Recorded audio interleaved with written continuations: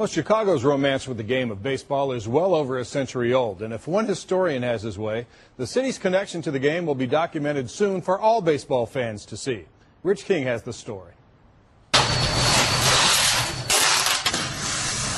Everything is boxed up now, but in 2 years, hopefully, it'll be on display at the Chicago Baseball Museum. It is the dream of Dr. David Fletcher, whose own memory is a baseball encyclopedia itself. You know, it's got Eddie Seacott, got Red Faber, all sorts of different people right here. It's fabulous. Wow, this is unbelievable. Dr. Fletcher has purchased a library of legendary Hall of Fame writer Jerome Holtzman.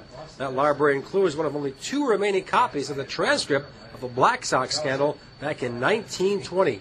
Jerome's collection will be the centerpiece of the museum. Our first collection was able to secure all his personal books, library, personal papers.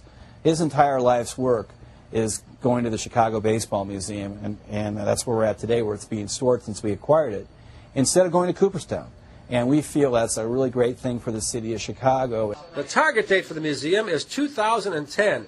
It'll be connected to a real-sized baseball stadium at a yet-to-be-determined location on the west side. The price tag, $7 or $8 million. Dr. Fletcher is gathering financial and political support right now. The baseball field will be a welcome addition to the west side. It could be for semi-pro, minor league, high school, college. It could be altered to have little league. The seating's about 6,500, but it could expand in the beginning. And what we want to create in the west side, we want to have a destination site to reinvent the sport of baseball in this inner city. The whole project is a labor of love for Dr. Fletcher. He plans to have interactive games and plenty of video at the museum.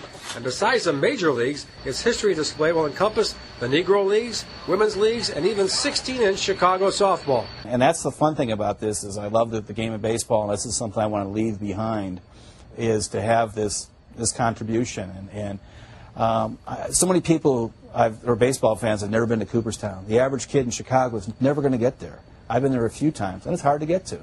We feel a museum like this can be a great attraction and regrow this sport. That's why I do it. There is a lot of work ahead for Dr. Fletcher, but the word is getting out, and someday these boxes will be opened, and the rich history of Chicago baseball will be on display on the west side.